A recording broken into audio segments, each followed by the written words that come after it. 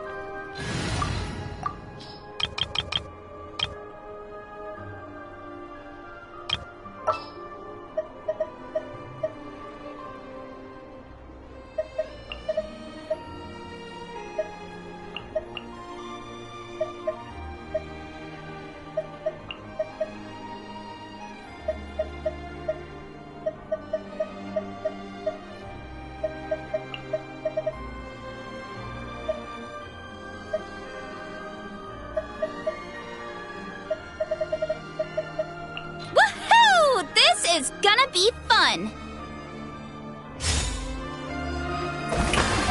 Rise with the sun! Headbutt! Heads up!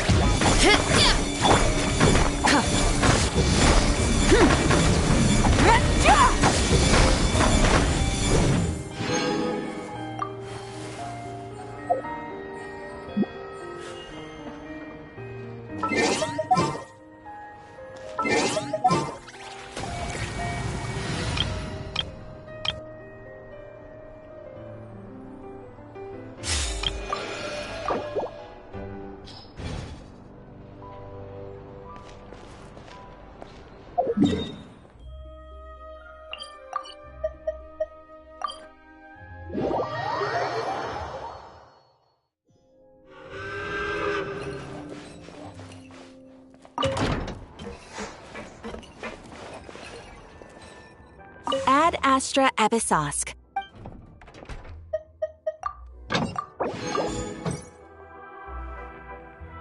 Ad Astra.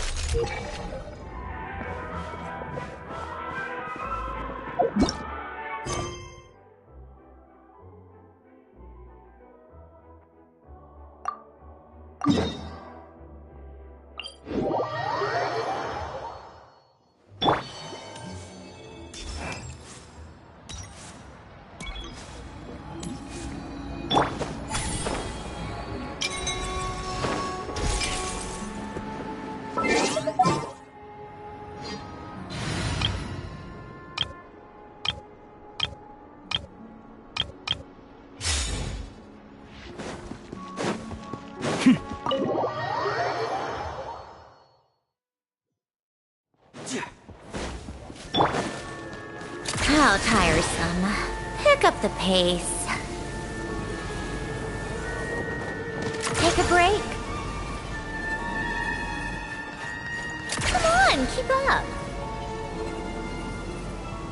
Take a break.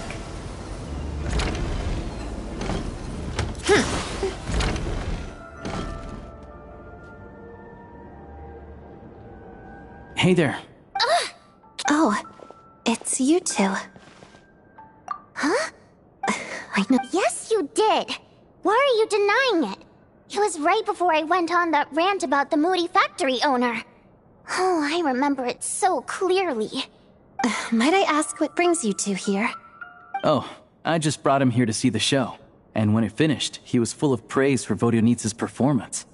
So I thought I'd try my luck. See if we could get the chance to chat for a bit. You work here. You of all people ought to know that's against the rules. Oh, what's the big deal? Come on, don't be shy. I can give you an autograph. You can take a picture. Do as you please. I finished all my shows for the day.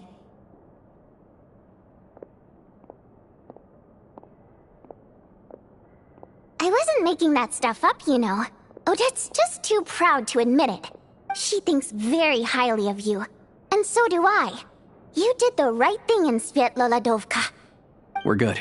Odette's out of earshot. I'll lock the door. Confidentiality, of course. The Rokot is very strict on that. Whoa, Alosha! Not out loud! Not with an outsider here.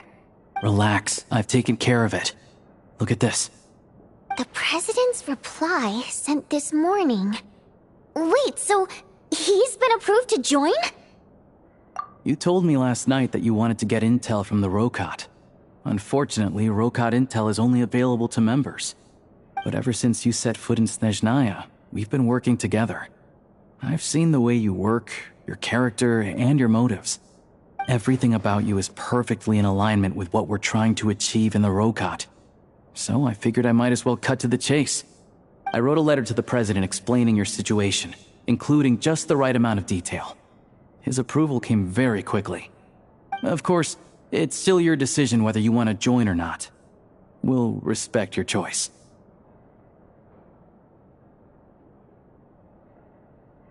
Well, assuming Odette was telling the truth and she didn't misjudge you, I guess we don't need to worry about you blowing our cover. Still, you gave me a real fright. I didn't know that's why you came looking for me. So, that stuff you said about admiring my performance, was that just because Odette was here? Did you actually mean it? Now you're talking. That's what I like to hear. Anyway, let me give you a quick rundown of how things work. Like I said, the Rokot is a covert organization, and we hide our identities. Members typically don't meet in person or even know each other's identities. This helps us maintain a high level of independence and secrecy. Because of this, members are basically free to decide their methods without constraints, so long as the outcome of any activity doesn't violate the organization's principles. After all, we don't have any ostensible contact with each other.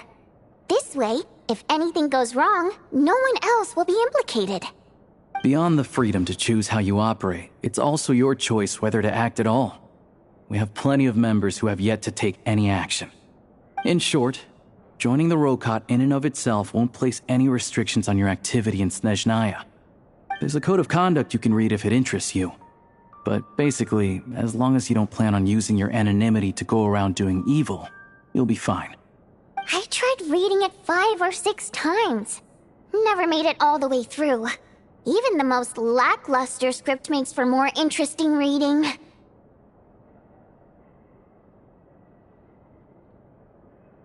Great. Then I'll go grab an official application form. Be right back.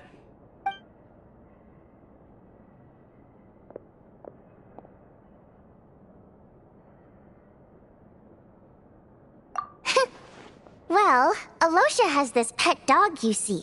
His name's Tagarin, and this one time, Alosha brought him backstage. Tagarin took quite a liking to me, so I played with him for a little bit and fed him some treats. Then, the Rokot was out on a mission one day, and even though we were all in disguise, Tagarin recognized me right away. Just a coincidence, really. We didn't report it to the higher-ups, though, to avoid dealing with the fallout. Like... my job at the theater, for instance. I really needed to make ends meet. By the way, what were you complaining about just before we came in? Did everything go okay with Chuganov? Everything did not go okay. That's why I was so mad. I tried to make some small talk with him before I went on stage to fish for intel about the Iskra manufacturing plant. But he wouldn't take the bait. No matter what I said, he kept dodging the question. And then he started complaining. He said he didn't appreciate his second-rate seat in the stalls because he usually gets a private box. I mean, what did he expect? Everyone knows that if you want a box seat, you buy a ticket well in advance. But instead, he sends me a letter the day before the show when we're practically sold out. I had to juggle things around just to get him a half-decent seat, hoping he would appreciate the gesture enough to share some information. But nope, he didn't give me anything. Yeah, meeting Chuganov in person has definitely been a disappointing experience. Oh, you probably don't know who we're talking about, do you? Chuganov was that older guy you were sitting next to today. I'm sure he didn't make a great first impression on you either.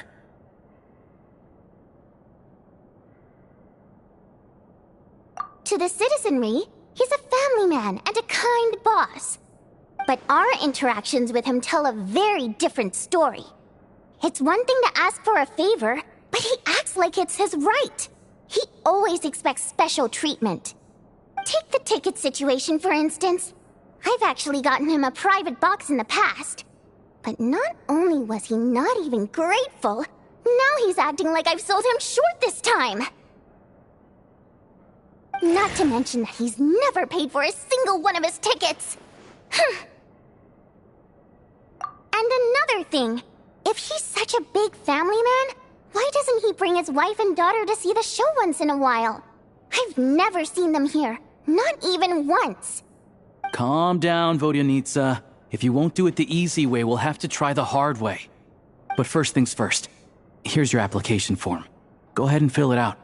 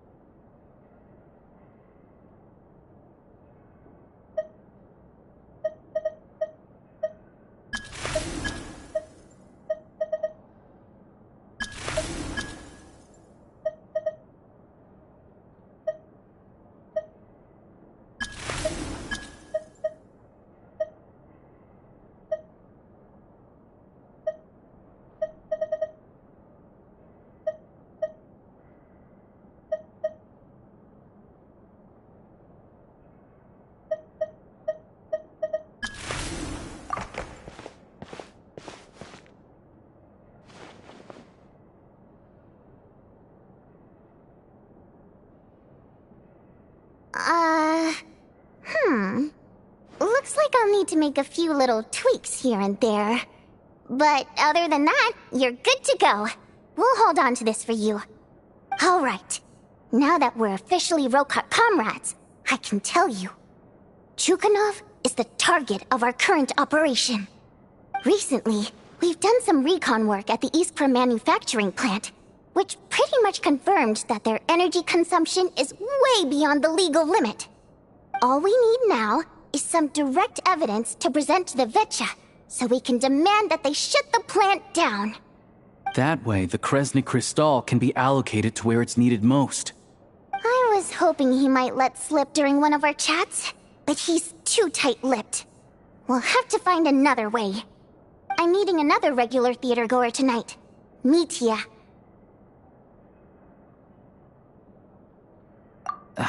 But Valeri's here too, and he's probably looking for Mitya, so he may end up being a no-show. Don't you worry. He must know how to dodge Valeri, or he wouldn't be showing up on time for every performance. Mitya is a renowned energy expert. Although we can't get any direct evidence of the excessive energy consumption at the plant, we can accidentally let the information slip to him. The authorities should take someone like him seriously. So if he starts raising questions about energy use at the Iskra manufacturing plant, there will be a proper investigation. Also, we're not allowed on site, but he has clearance. So all we need is his cooperation. Yeah, so that's the other thing we're trying to figure out. Though I think we're far less likely to make any progress on that front. Still, I hear that Mitya is a bit of a chatterbox. So, who knows? Maybe if we catch him in the right mood, he'll let something slip. What do you think? Sound like something worth your time?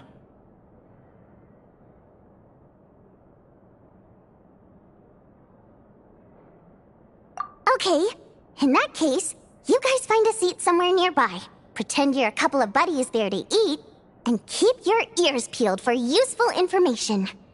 He's a huge fan, so I doubt he'll have his guard up around me. But you two need to be convincing.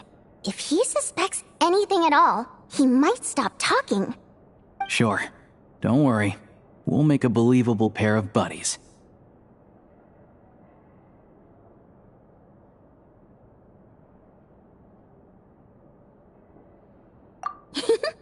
Perfect! You've sold me already. Now, help me tidy this room up a bit before we head out. Okay. What needs tidying? Everything!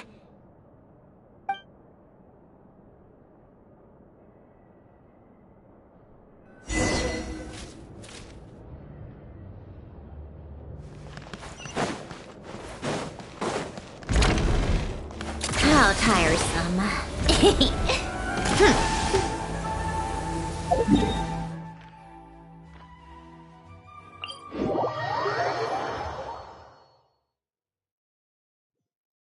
Come on, keep up.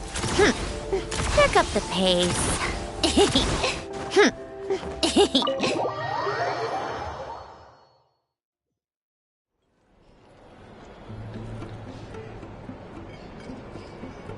We come here often, so we shouldn't stand out. Let's sit here. Now, it's up to Vodyanitsa. Let's see how the conversation goes.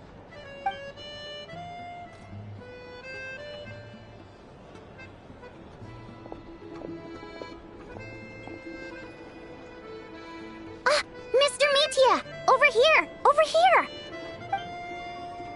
Oh, sorry. I got a little held up on my way here. Now we have even less time than we planned.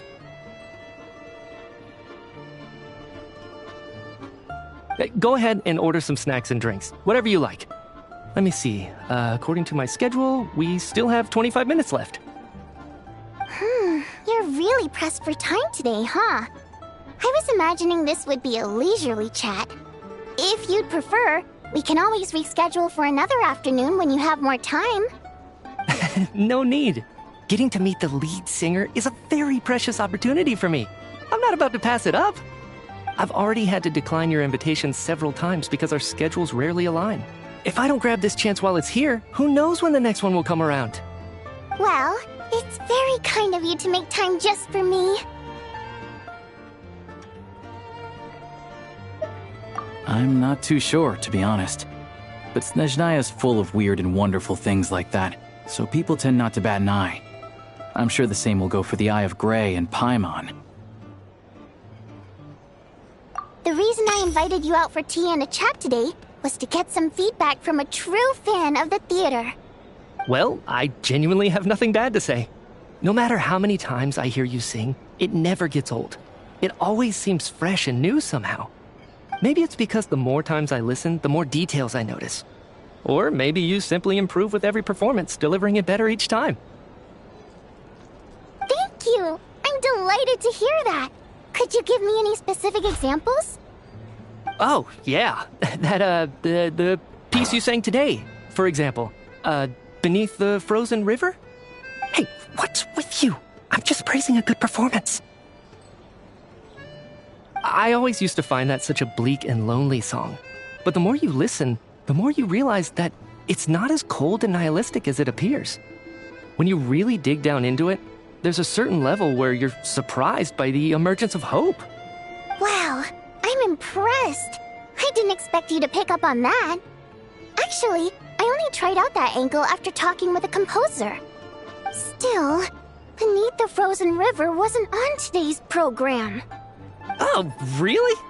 But it's a classic. You sing it every time. Almost every time. Oh, well then, let me say a few words about that other all-time classic, Flying in the Wind from the Mountain Sparrow. I didn't sing that one today either. My voice wasn't quite up to it, so I switched it out at the last minute. Oh, but, Sorry, Mr. Mitya, but you were at the theater today, yes? Of course I was. Remember? I said hello to all the troupe members before the show started. You, Odette, and the others. So, what did Odette sing today? Elegy of the Snow-Winged Goose, of course. Correct. I see. I see. You find my singing boring, don't you? That's why you don't remember a single song. Looks like I'll need to cut a few from the program next time. No, that's not it. I swear. All right. I'll be straight with you. I'm sorry. My mind was wandering as you took the stage today. I enjoy watching your shows because the exquisite performances stimulate the mind. It always sparks some inspiration for my research. So, whenever I get stuck at work, I come to the theater for a change of pace. Odette's dance during the Elegy of the Snow-Winged Goose today was simply incredible. It got me wondering what she's been going through recently. That look of sheer defiance in the face of utter tragedy? It was so inspiring. I started scribbling in my notebook right away. Not that I made a ton of progress in the grand scheme of things, but I still think it was productive. By the time I snapped out of it, the entire show had finished. So what you're saying is, you didn't listen to my singing at all? Unfortunately not. I'm sorry, I don't know which is more disrespectful. The fact that I don't always come for the show itself, or the fact that I missed your performance. Seems like things are getting a little awkward.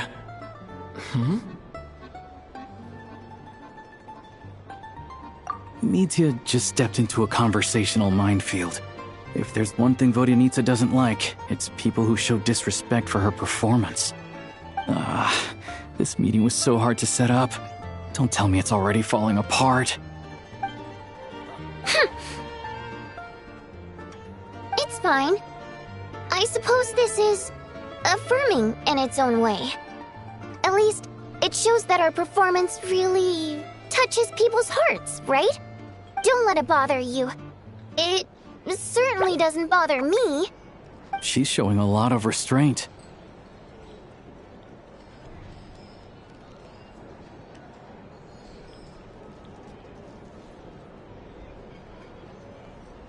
Well, I'll be sure to let Odette know how much you adored her performance. Please don't say that. I always love your performances too. It's just that inspiration struck at the wrong time today. I'm usually all ears. I know, I can tell. That's why I value your opinion. I'm sure some people can't stand it when others praise their coworkers right to their face, but not me. No, sir. Fair enough. I still feel kinda bad though. But you know what I really can't stand? People who only show up to the theater to pretend that they're cultured. Makes me sick to my stomach. Oh yeah, 100%. There are too many of those people around. By the time they're walking out the door, they've forgotten all about the show. What's wrong? You look furious. I don't know if you've heard about the boss of the Eastborough manufacturing plant. He isn't even a theater investor, but he always demands the same privileges as actual investors. Box tickets only, premium drinks, even the right to request specific songs. Well played, Vodyanitsa. Seems like she's harnessing her rage to steer the conversation back on track. Now that you mention it, I've interacted with that guy before. I gotta say, everyone holds him up as an example of a benevolent businessman, but I don't know. I don't see it. Yeah, he couldn't care less about what's happening on stage.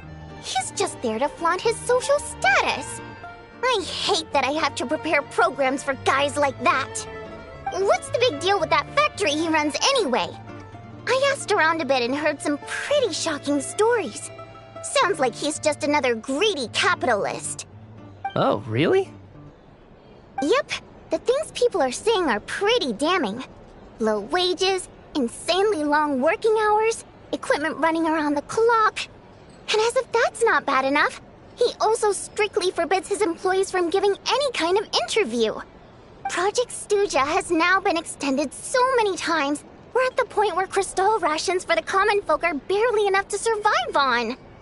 Yet he even wants to get his greedy hands on them just to boost his own profits. If the rumors are true, he's in serious violation of the law. Interesting. So you've heard about it too? What? So it's really true? Who knows? I've only heard the same rumors you have. But there's no smoke without fire. The Rooster's been coming down on us hard lately, demanding that we track and trace every single batch of Crystal. My coworkers in the Department of Energy have been tearing their hair out over it. The Rooster? I didn't realize he cared that much. Yeah. Even though there are no restrictions on Crystal trading, the poor will wind up freezing to death if we let the rich buy as much as they want. That's clearly unfair. Looks like we'll need to arrange an investigation into the Iskra manufacturing plant as soon as possible. I never knew you kept up with current affairs beyond the theater, Miss Vodyanica. You really have a heart for the common person. Most Fae in your position have long been indifferent to the plight of humans. Well, those of us who choose to live in human cities are naturally going to pay attention to any significant upheaval. Isn't the Rooster a Fae himself? I'm just surprised to learn that even someone with as much experience as him is getting so stressed out over Project Stuja. What is the end goal of this project anyway? This is it. We're finally going there. I'm sure Mitya can sense on some level that she's fishing for information.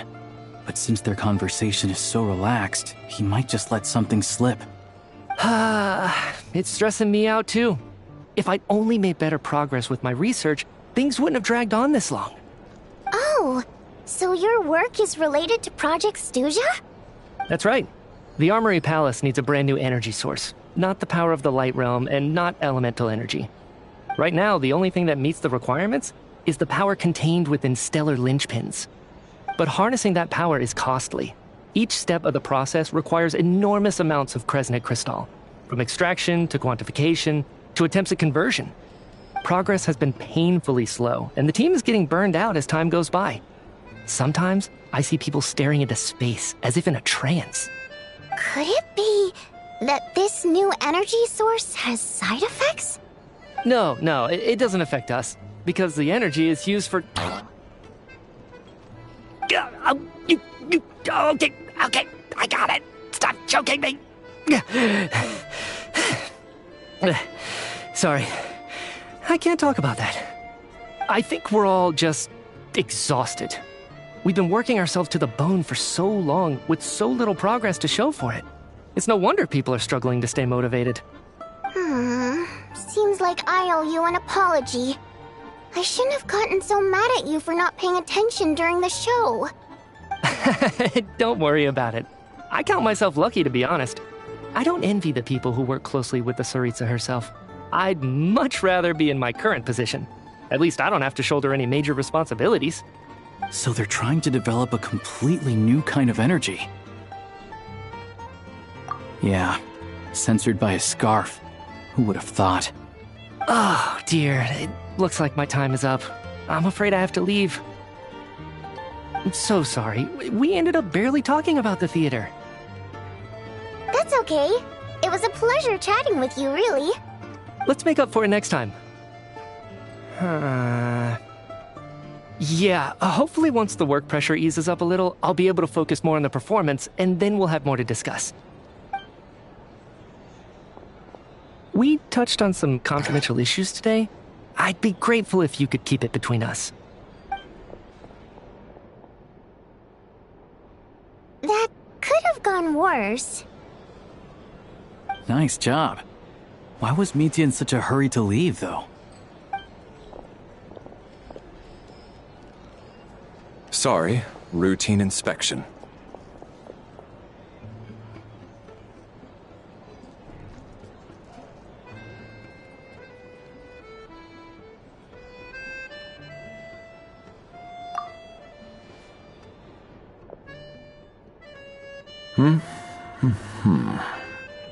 Okay, let's go. So he wasn't rushing to get back to work. He must have calculated that Valeri would find him here in exactly 25 minutes. That's frighteningly accurate. One of the main duties of the Special Assignments Battalion is to ensure that important figures stick to their schedules.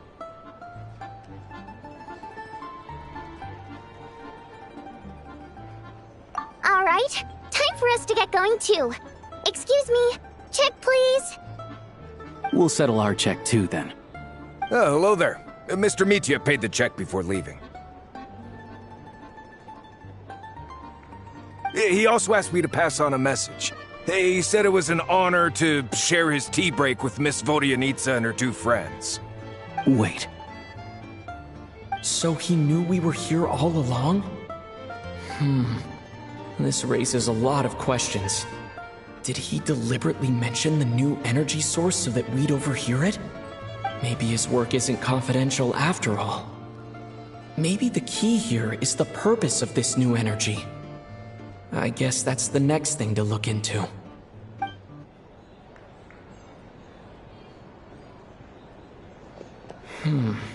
Vodyanitsa and Alosha have left. Time to head back and call it a day.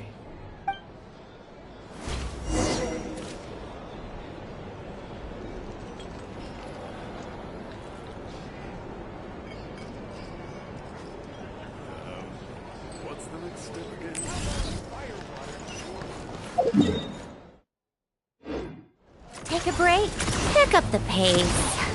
You're back! Here pretty early today. Paimon was just gonna mention that. After she woke up today, Paimon felt like her temperature was completely back to normal. But her strength still hasn't returned. Still, there's some good news. Paimon thinks she might have figured out the source of the problem. It's like there's some kind of mysterious power affecting Paimon. Paimon's never felt this way before during any of her travels. She only started feeling this way since we arrived in Snezhnaya.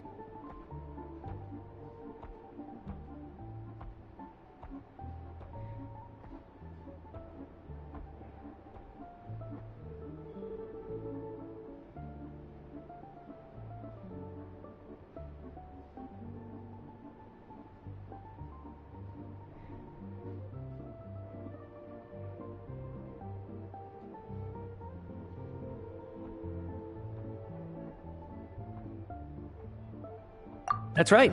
The Armory Palace needs a brand new energy source. Could that have something to do with this?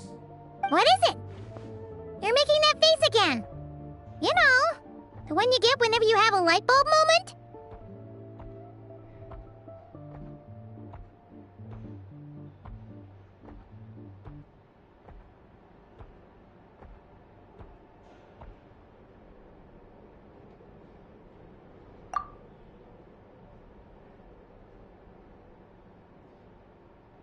So, they're trying to develop a new energy source here? And you think that might be why Paimon's feeling unwell?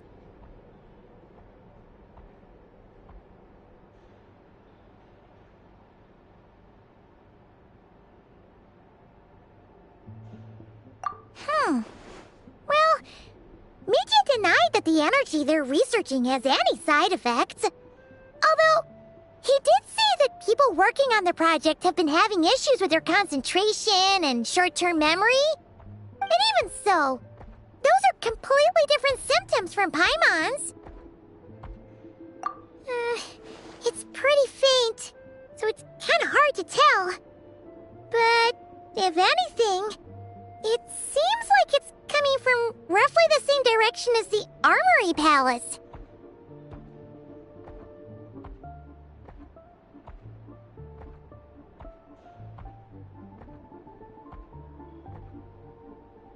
Sure, Paimon's with you there. But how, though? The Rokot only has a limited amount of intel.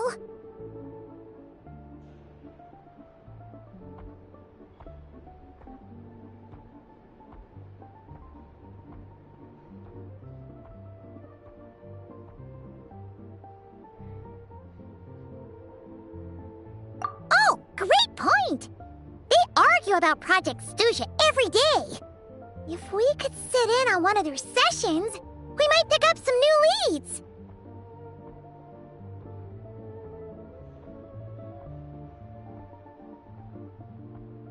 Good idea!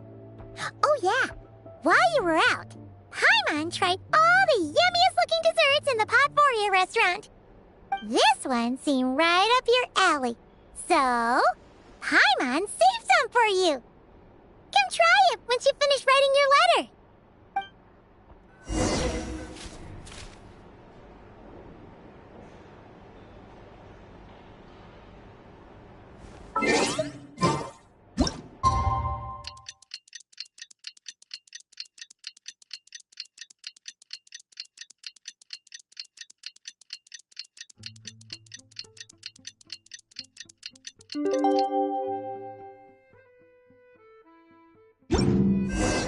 Alosha replied. He says that we won't be able to speak at the Vetcha, but he can arrange for us to attend.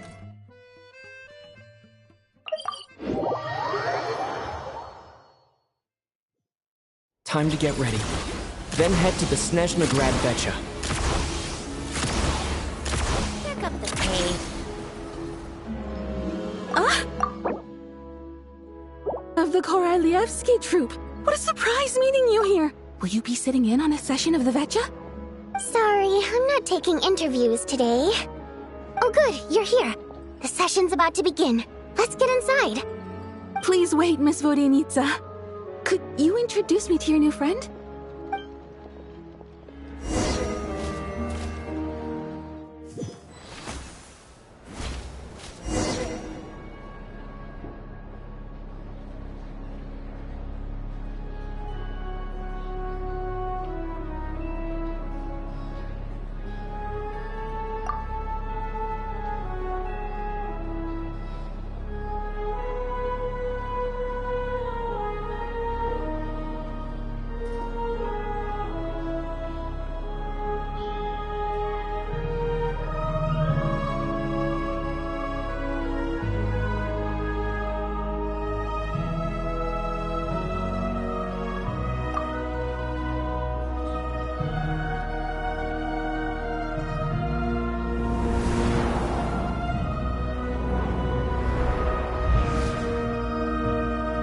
In summary, the energy management commitments made for the outgoing period have been delivered upon.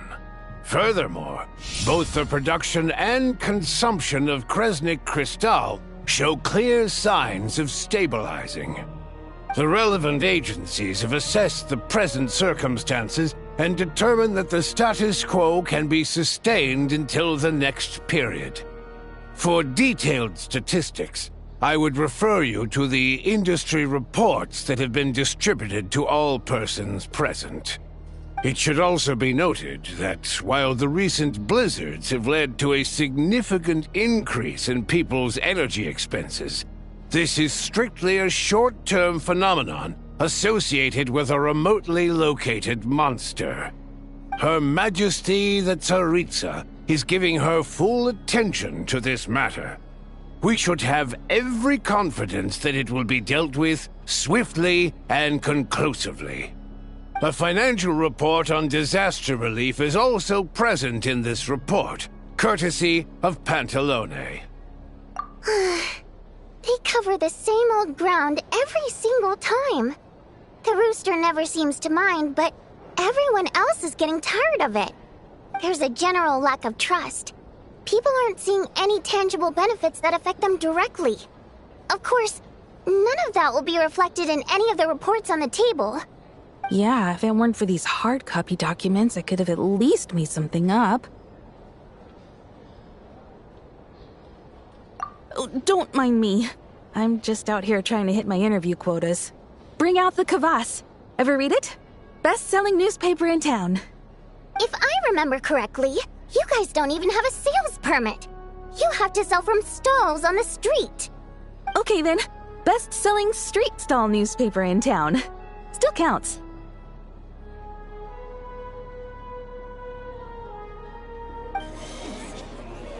Order! We will now open the floor to the representatives.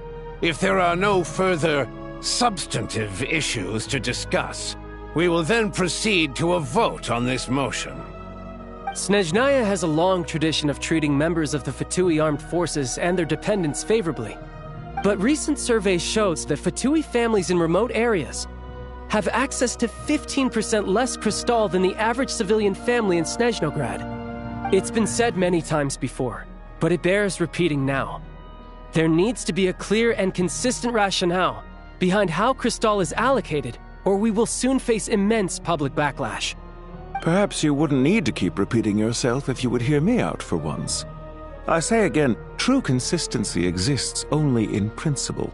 In the real world, fairness is relative.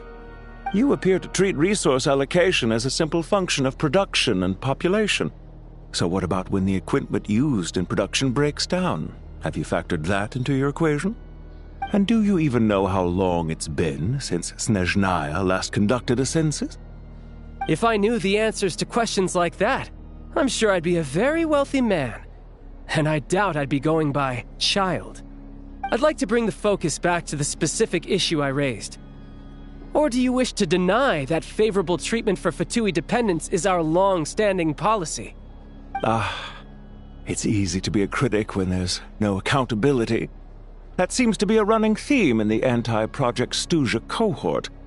Defeat the ringleader and all other problems will magically resolve themselves. That's what they seem to think. But in case you aren't aware, not one jot in my report would change whether Project Stuzha continues or not. So you have no intention whatsoever of finding a solution to this problem? On the contrary, I'm the only one here who ever brings solutions. Child opened by speaking up for the armed forces. Regrator struck back with style and a war of words ensued.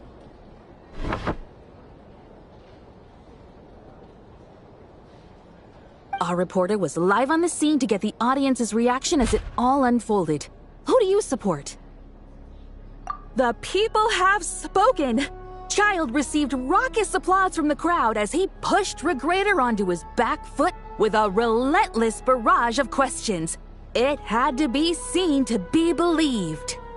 Now you see why they don't have a sales permit. However this reporter wants to spin things, I haven't forgotten that Tartaglia was representing the Northland Bank when we first met in Liyue. So surely, their relationship can't always have been this strained. You two are getting off topic. Let's focus on what the data is saying.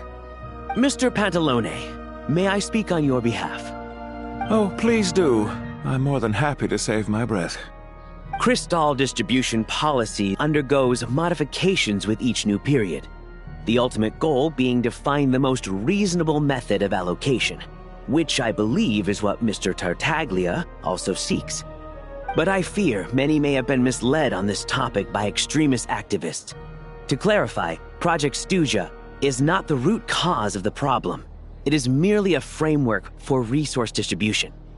The most recent reports all point to Snezhnaya's resilience and adaptability during this period of fine-tuning, and give clear indications that a distribution framework is improving with each iteration. To make drastic adjustments without first considering the risks would likely do more harm than good. It would be a waste of the hard-won experience we've gained to date. Renowned scholar of finance, Arapov spoke up to clarify the fiscal logic. clearly alluding to social organizations like the Rokot in his words. With the notorious Lelek still active to this day, should the Rokot be held responsible? No, there is someone else to blame. She's just rephrasing what Mr. Pantalone said. The Rokot are the critics he accuses of taking no responsibility for their actions. As for Lilac, you won't have heard of him yet. He's currently the most famous member of the Rokot. Well, more like infamous. Ending Project Stuja has become an obsession for him. Unlike the more decent ones among us, he believes that votes in the Vetcha are all that matter. So whether it's threats, coercion, or bribery, he'll use whatever means necessary to get people to change their vote. And since we're already on the subject, what do you think of Lelek's methods? Are you for or against?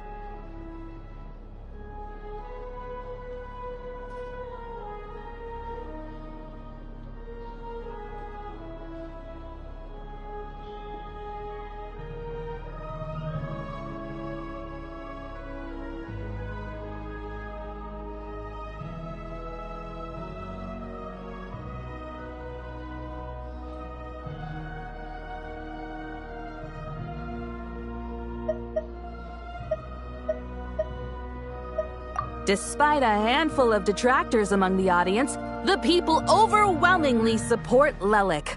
We stand with Lelek! At least someone here wants to take this discussion seriously. I've been considering that issue myself. What you really need is more precise regional data, right? I think it would be easiest to let the Fatui handle it, since they're already in charge of Crystal shipments anyway. We may as well get them to collect some data while they're at it. Whatever you need, you can ask the Fatui to look into it for you. In terms of supervision, I think the Druzhna would be a good fit. I had hoped to discuss this with Miss Vesna, but sadly, she's not present. I will be happy to take a note of your suggestions and present them to Commander Vesna for a decision upon her return. The Commander has always taken a keen interest in Project Stuja. However, given the Druzhna's demanding workload, I'm afraid it may prove difficult for them to provide any practical support. Let us refrain from jumping to conclusions until a concrete and actionable plan is in place. My apologies, Lord Rooster. There are numerous issues to address here, including manpower, time sensitivity, and reporting lines. Nevertheless, I support drafting a proposal. Follow the usual procedure, and it can be raised as a new motion for all parties to evaluate at the appropriate time. In that case, I'd like to share one thought before the proposal is drafted. The issue of time sensitivity was raised just now, which I presume relates to the official reports.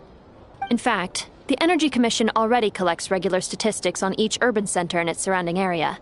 Would these be of any use? That's a good idea.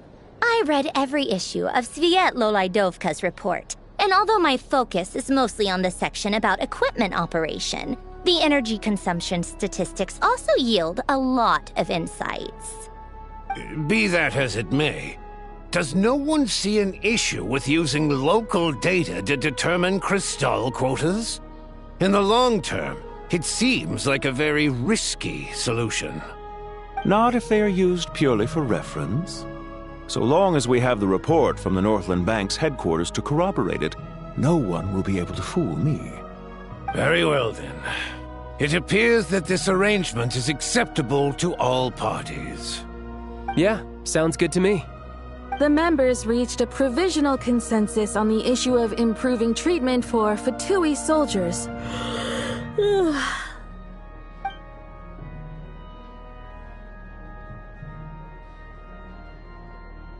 Today, the prima donna of the Korailievsky troupe attended a session of the Snezhnograd Vetcha in the company of a dashing young man. The question on all our minds is, what is the true nature of their relationship? Write anything like that again, and I'm revoking your permission to interview the troupe. Got it?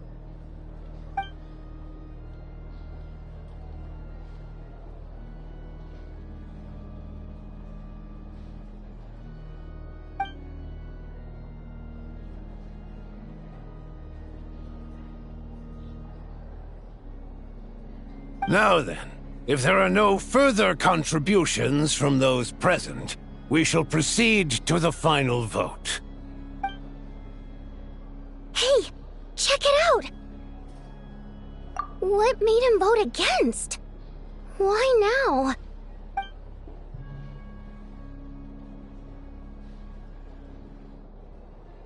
The votes have been tallied. Those in favor of continuing Project Stuzha total 61%, securing a clear majority. That was too close. The margin has shrunk yet again. Chuganov was a huge loss. I'll bet Lelek is behind this.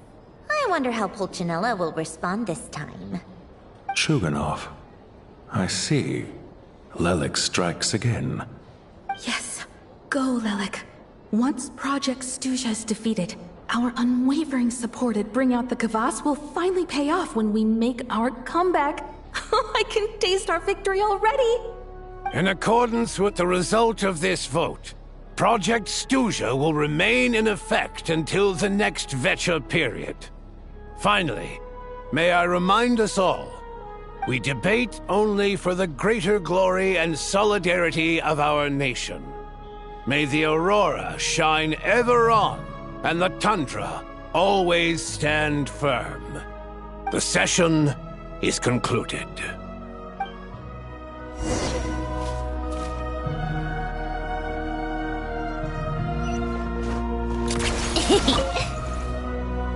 I have to say, I really wasn't expecting Chuganov to vote against Project Stuzha. Well, in principle, Snezhnaya's business and political elites ought to be the ones least likely to oppose it. As we heard, Project Stuzha is basically just a resource distribution framework that requires everyone to cut back during the winter. But even if the policy got cancelled, the Tsaritsa's energy needs wouldn't suddenly go down. The extra demand from the public would have to be filled from somewhere. So logically, the factories would have to take the hit. I got a letter from Mr. Mitya just before today's session. He said he's confirmed that there are issues around overtime and excessive energy consumption at the Iskra manufacturing plant. In a situation like this, once the Rooster receives the report, he'll order the factory to halt production and submit to an investigation before issuing a penalty. But that's a week-long process, and thus didn't make it onto the Vecha agenda this time. I don't think he suspects anything so far. Exactly. And as you know, he's a very selfish person. I was originally gonna try and flip him after he received notice of the official sanctions. My plan was to convince him that the whole thing was completely unfair. Rather than just sit back and take the hit while his factory stopped production, he'd be better off voting to end Project Stuzha. At least that way, no one else would be able to make any money either, because all the factories would suddenly have more limited energy to work with. But now, he's already voted against it, which means someone must have used more forceful means to change his vote, just like with everyone else who flipped. Yeah, no one knows why Lelek is so obsessed with ending Project Stuzha, but by the looks of it, he's inching closer and closer to success. Lelek must have strong motivations, given how he'll stop at nothing to achieve his goal. Maybe he knows the full truth of Project Stuzha. Maybe my next step should be to focus on him. All right. What are your plans for the rest of the day? Shall we head out? Hey, comrade. I noticed you were here during the debate. I didn't take you for a political enthusiast. Greetings, Harbingers. I just happened to have some free time today, and my new friend here thought it might be fun to check out the Vecha. Ah, Odette must have introduced you. Looks like you two are getting along pretty well. I'll leave you to catch up. I should head back to the troop. Sure. Break a leg and all that.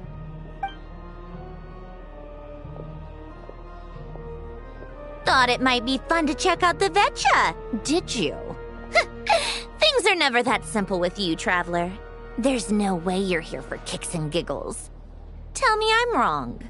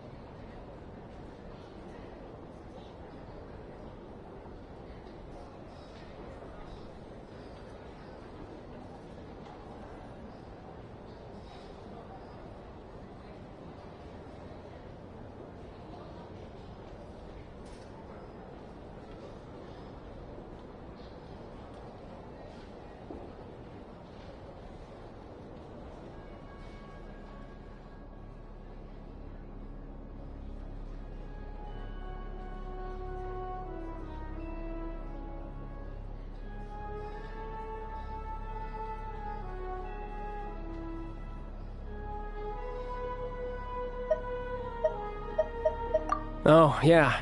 To some, he's a captivating enigma. To others, he's the bane of their existence. No one ever thought that some anonymous nobody from the Rokot could cause such a stir. Huh? You want to look into Lelik? Then I'm sure his days of anonymity are numbered. What do you think, Sandrone? Fine by me, I guess. If the Traveler actually manages to expose Lelik, it'll be doing Pulcinella a favor. In return, it seems fair to let him in on what we've learned so far. My thoughts exactly. Sharing is caring, after all. Head back to Glupov and grab the files on Lelik. It's easier to just pull the records than go through the rigmarole of getting the Traveler a visitor's permit. As you command, child, sir. In that case, since we're going to be waiting anyway, I'll have someone brew a pot of black tea.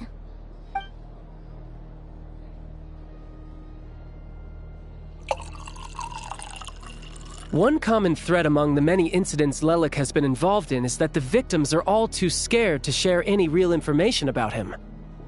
Clearly, he must have threatened them in some way. His modus operandi is to silently infiltrate the scene and leave a threatening letter behind. But neither the letters nor the crime scenes ever yield any clues to his identity. So all these files have to offer are short statements by the people affected. They don't give us a lot to go on. If nothing else, it shows we're dealing with a trained professional who's versed in counter-surveillance. Yes, and to that point, he often strikes in highly secure locations. The victims are high-ranking and influential people who take their personal security very seriously. Somehow, Lelik slips right into their rooms without making a sound. There's never any eyewitnesses, nor the slightest trace of a break-in. If he can get in and out undetected, it means he can strike without warning. Not that that's ever happened so far, but the thought is enough to scare these people sleepless. It's hard to believe that a human being could pull this off flawlessly every time, so they switched the focus of the investigation to Faye. Unfortunately, no one's found anything yet. Careful, don't underestimate me. Although truth be told, I'd probably find it hard not to blow my cover. Direct confrontation is more my style. We haven't ruled out the possibility of Lelik being human. It's just, there can only be a handful of people in all of Teyvat who'd fit the profile. Faye, on the other hand, plenty would have the ability, but few would have the motive. No, not as strong as me. You'll never find the culprit with criteria like that. Let's go with a little weaker than me. Oh, you hit me right where it hurts. I'll admit, he's strong and meticulous. But can we at least limit this to candidates who have something to do with Snezhnaya? He's just trying to find a reference point. Stop getting fixated on who's stronger than who. But that's the most important thing. In my opinion, anyway.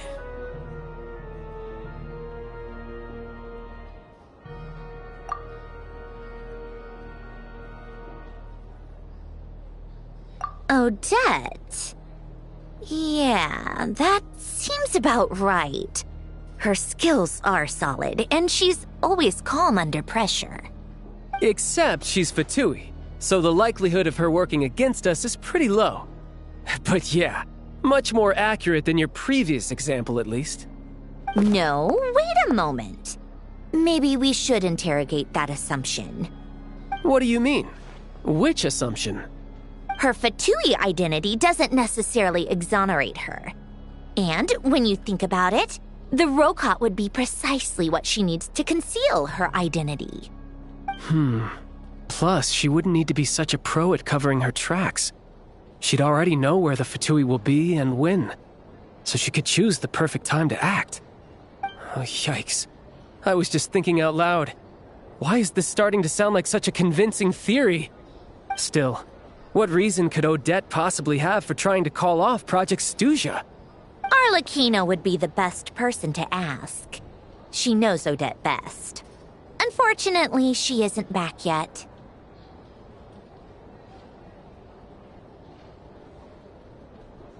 Rosaline used to open up to her in private about her struggles with Odette.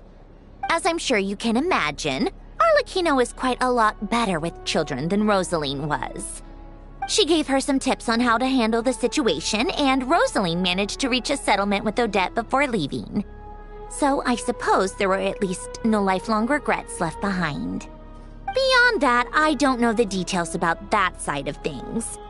But I do know that Odette definitely has a motive to hold a grudge against Project Stuja.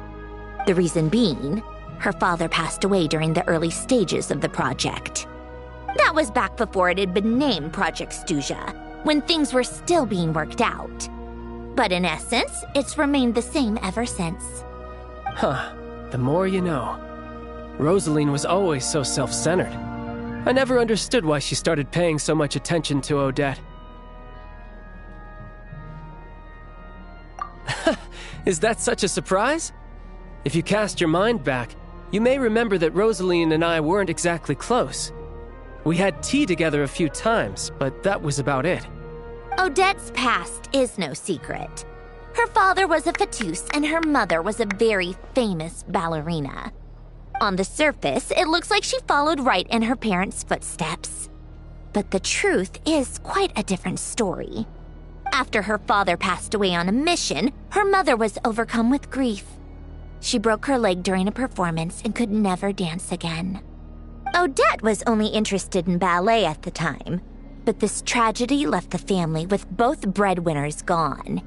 They could barely make ends meet. Per Capitano's policy, family members of Fatui who died in the line of duty had to be appropriately accommodated and provided with adequate assistance. So, regardless of how Rosaline may have felt about it, it fell to her to resolve the issue of Odette's family's livelihood. In the end, the solution they agreed upon was to have Odette join the Fatui. Right, because the alternative would have been a one-off compensation payment, I guess. In that sense, joining up was definitely the better option. Still, she must have had mixed feelings about it, right? If she doesn't even like the Fatui. It's just a theory, a possibility. But as a motive for Odette to become Lelik, it holds up. That said, I have no idea where Odette's head is at right now, or what her conflict with Rosaline was about. Plenty of people were on bad terms with Rosaline. I have no intention of trying to figure it all out. Yes, but there's not much point in discussing that now. Yeah, back to Lelik. Since our investigations so far have turned up next to nothing, we've got nothing to lose by trying a new angle. Funnily enough, Tonya and I had actually made plans to go to the theater tomorrow to watch Odette's rehearsal. Unfortunately, thanks to this Lelik situation, I'll be stuck working overtime again. Which means you can go in my place. No point wasting the ticket. Plus, you'll get to meet Tonya. Spirit Seeker. Quite the classic ballet. It was passed down through Odette's mother's family for generations, though it hasn't been performed in years. But Odette's been practicing it diligently, and it's finally ready for a return to the stage. Excitement is through the roof. Tickets for the official performance sold out long ago. Tonya's excited for it too. She's desperate to see it no matter what. Personally, it's not really my kind of thing, but since she's my little sister, I had to figure something out. I've actually seen it several times before. The story's pretty straightforward. The lead character follows a trail of clues left behind by a spirit, gradually recovering her memories along the way. It's a tale of love and regret. So not exactly reinventing the wheel, at least by today's standards. But when that classic melody kicks in and the lead character begins to dance, it always gets me. It really is beautiful. Not an easy dance to do justice to, though. I know it's always been Odette's dream to perform this piece, but I'm not sure she's really ready. In that case, I think that even if she is Lelik, we should wait until her performance is over before we respond. I'll let you take it from here, comrade.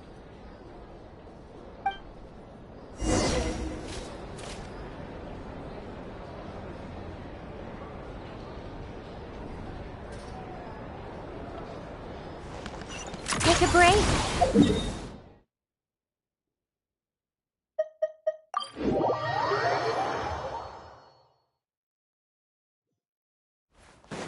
How tiresome.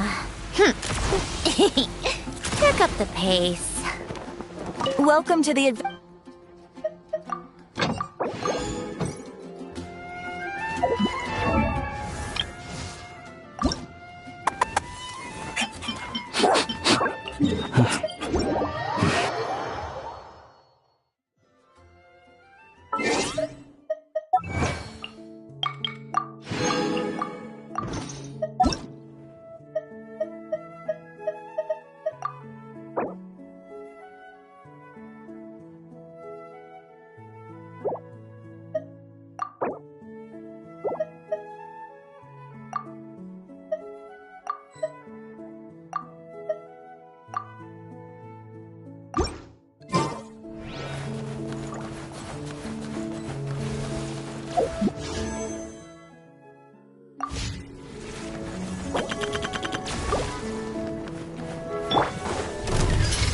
To the freezer! A burst of flavor!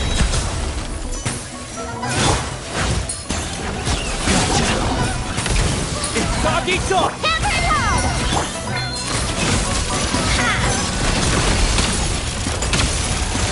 Take a break. What a joke! Hammer time! A little remove. Come on, keep up.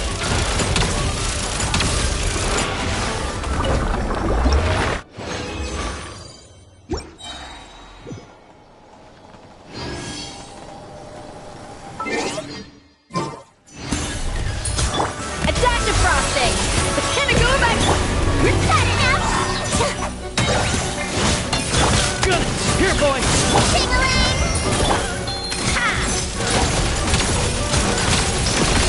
How tiresome. Take a break. A spot of tea time entertainment.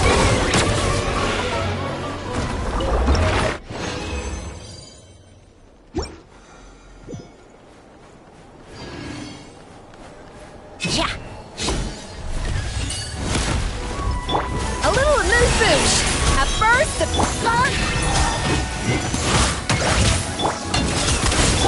How tiresome.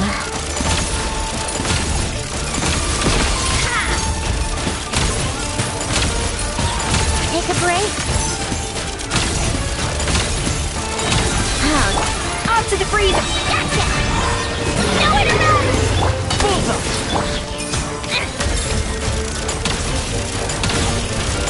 Come on, keep up. How tiresome.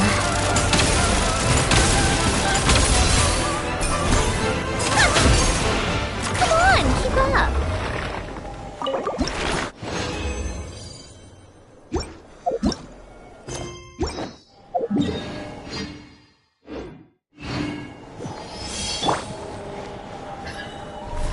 A little amuse bouche! Can it go back? My turn! One down! To guard! How tiresome. Take a break. What a joke. Come on, keep up.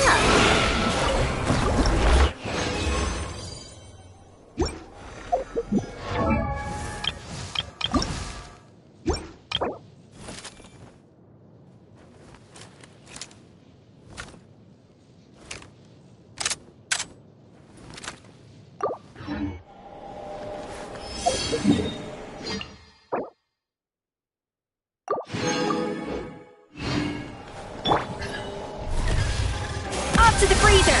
Juice on the loose! Not enough! Hammer time! Bullseye! Take a break. Come on, keep up. Take a break. A spot. Nowhere to run! Adaptive frost!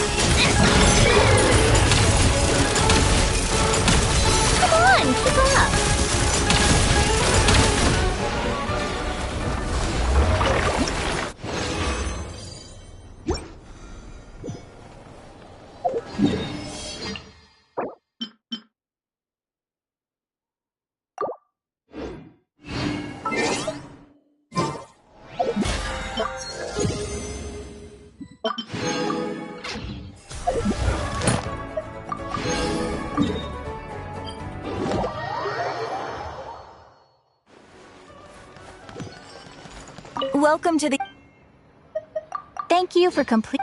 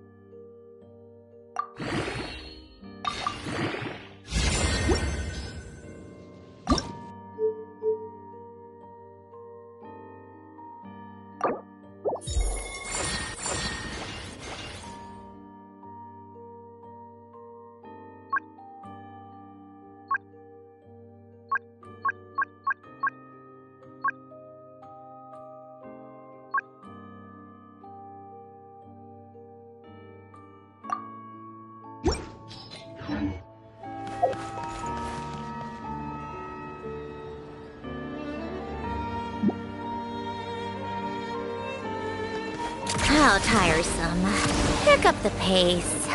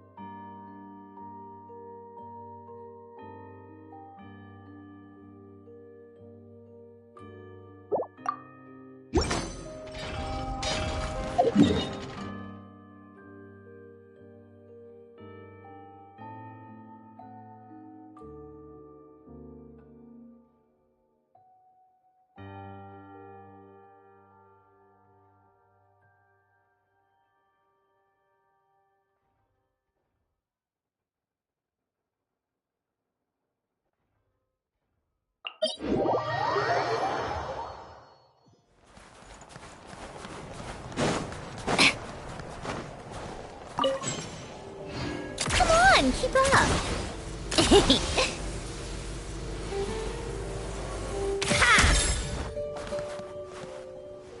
Take a break. Pick up the pace.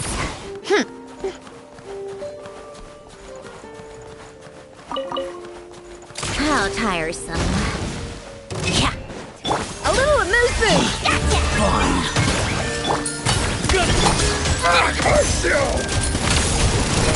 Should have you Take a break. faster.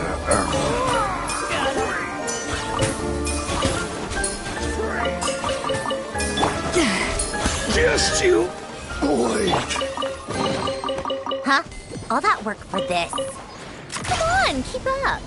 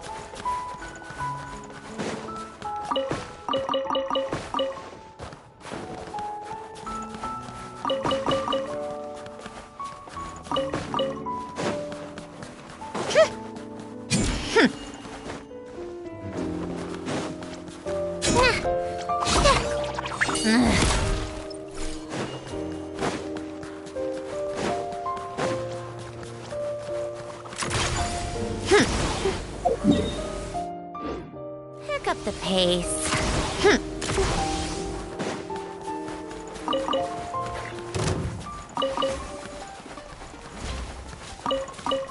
How tiresome.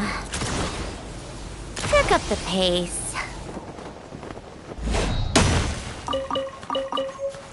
Take a break.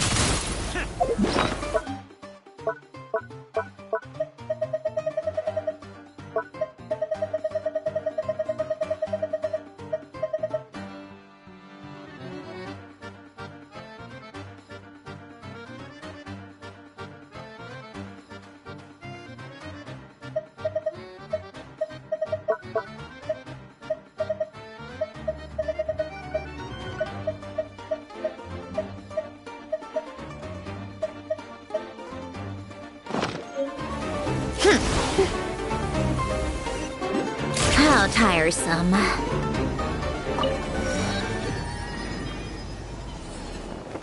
Take a break. Come on, keep up. Huh? Who goes there?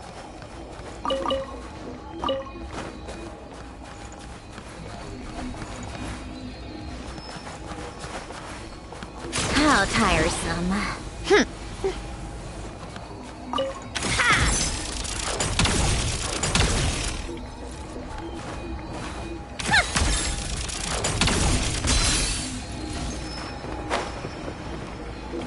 Take a break.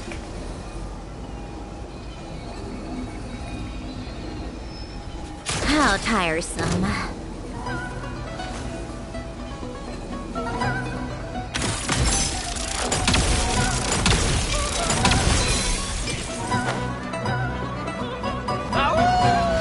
Get a lot of that! Off to the Doggy, stop! Just you, bud boy. Just you.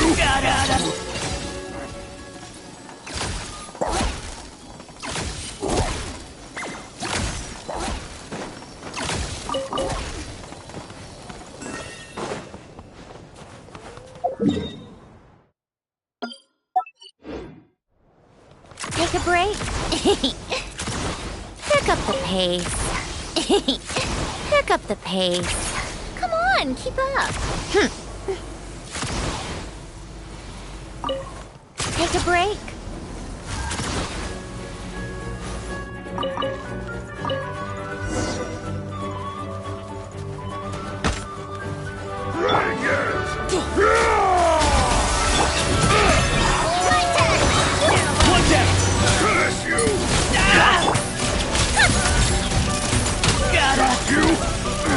Come on, keep up.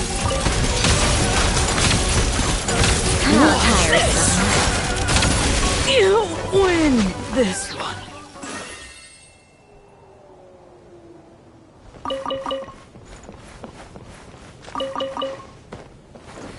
Take a break.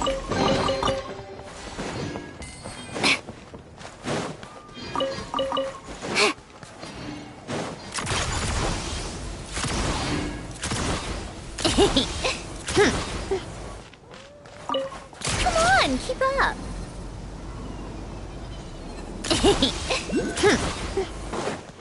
How tiresome. Come on, keep up.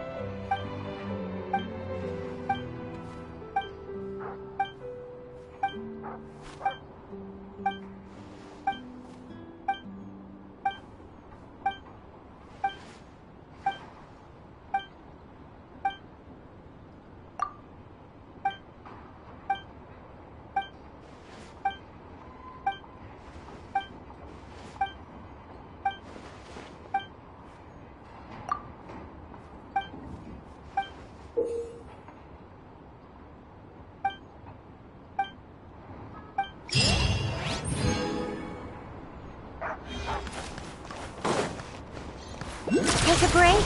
Pick up the pace. Pick up the pace.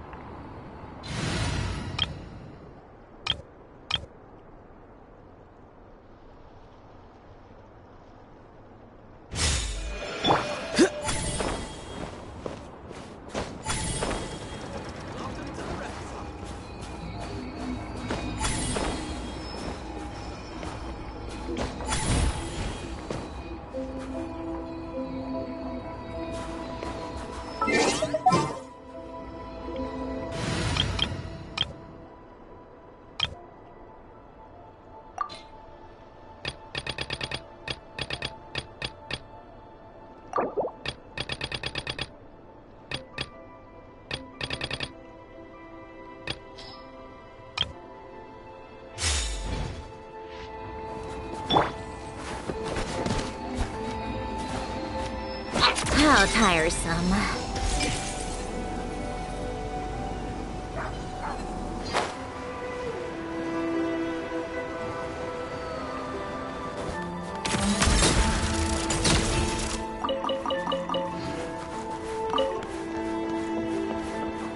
Take a break.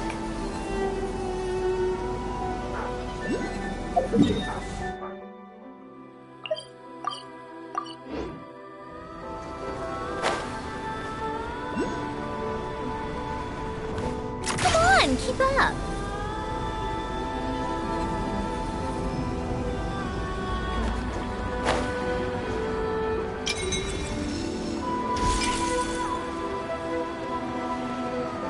Take a break. Pick up the pace.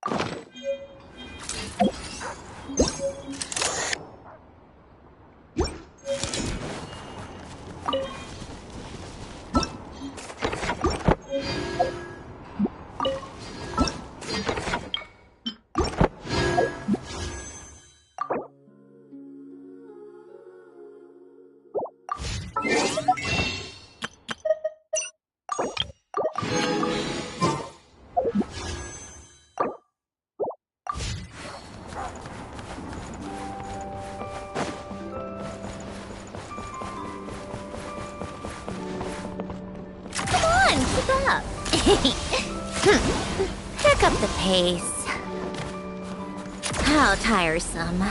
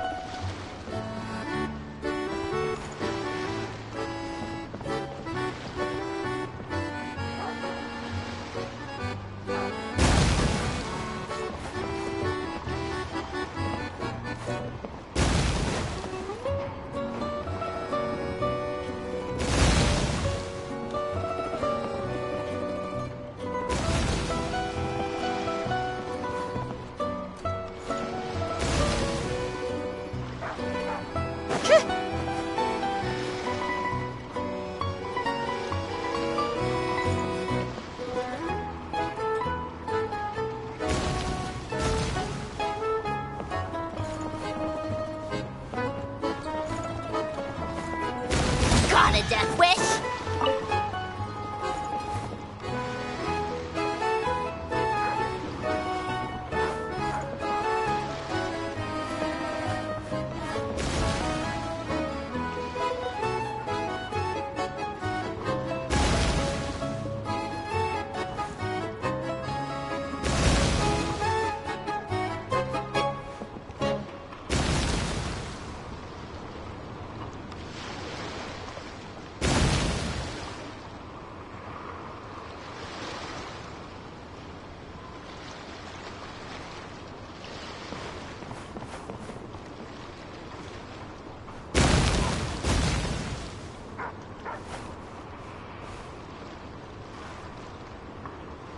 You'll regret that!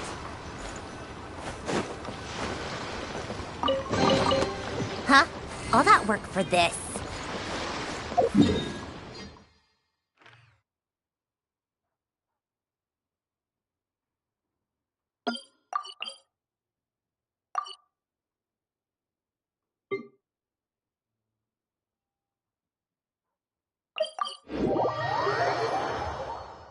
Come on, keep up.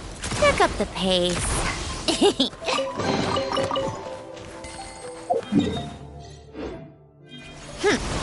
Pick up the pace.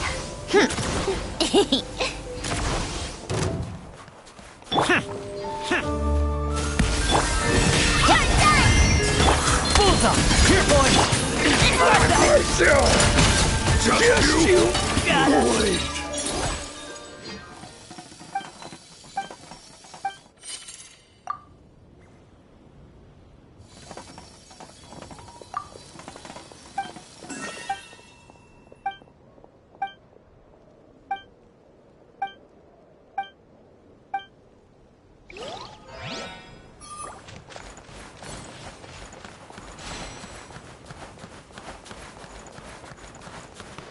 How tiresome.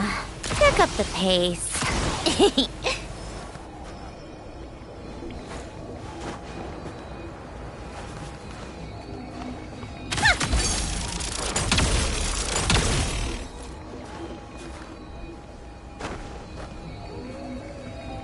Come on, keep up.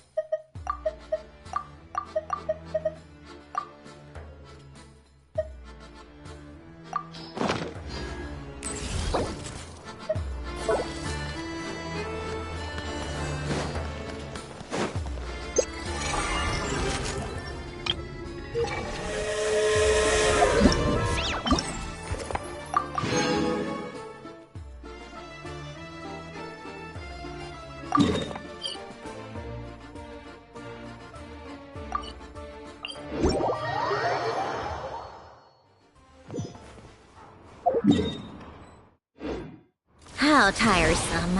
Hiccup.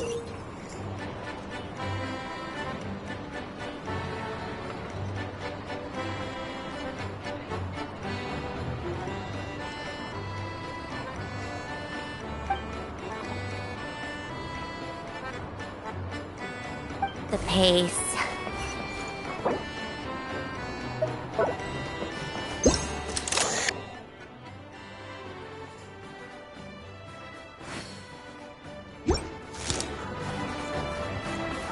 Take a break.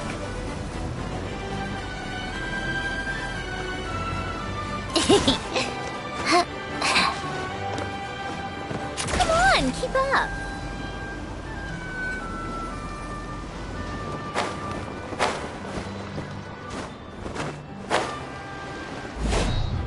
How tiresome.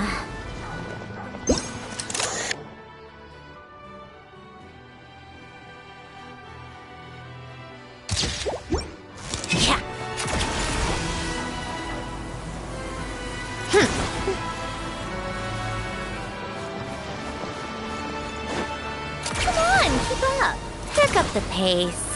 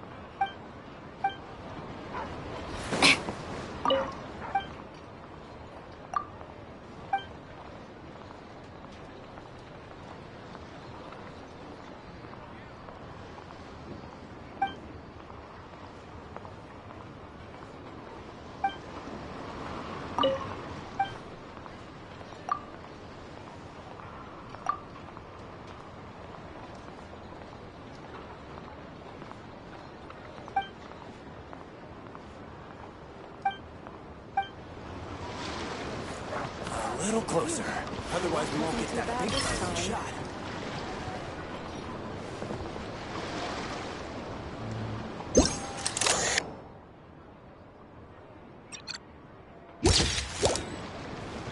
Take a break.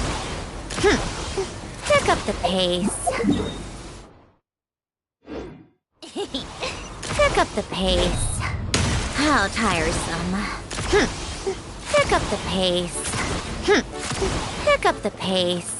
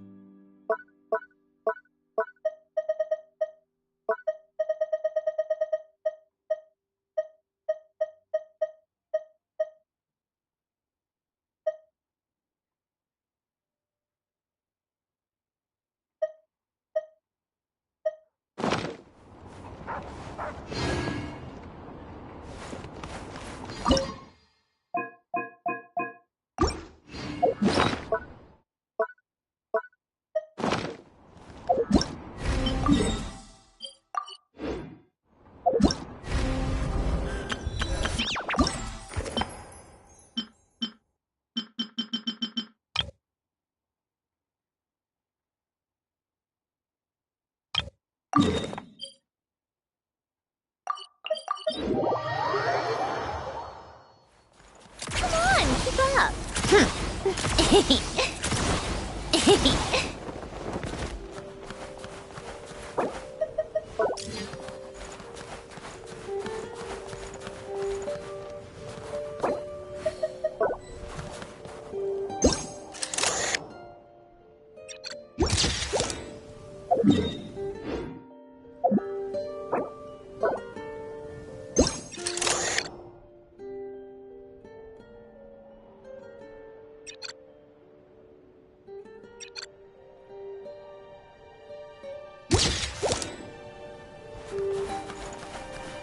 Take a break. Pick up the pace. Pick up the pace. Huh? Look at that troubles! A burster! Got enough? No enough! One down! Just throw!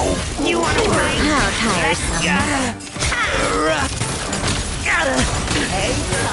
Take a break.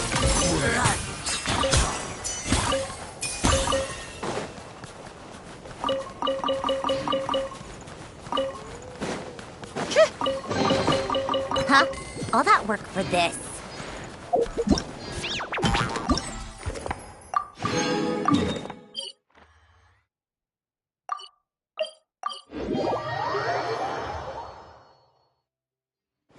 Come on, keep up. Pick up the pace.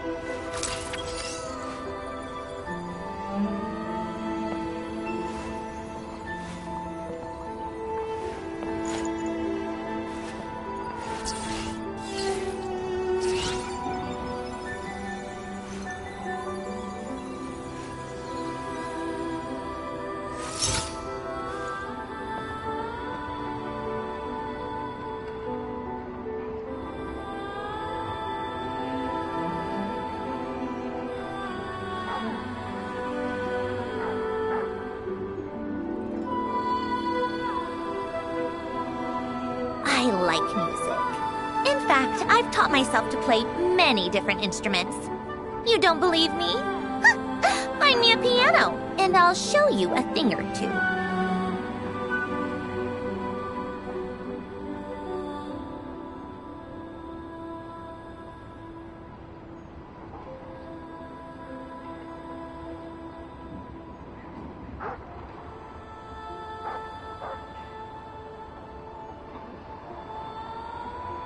Called back to the Zeppeljärni Palace again? Ugh, seriously. What's the point in all these endless meetings?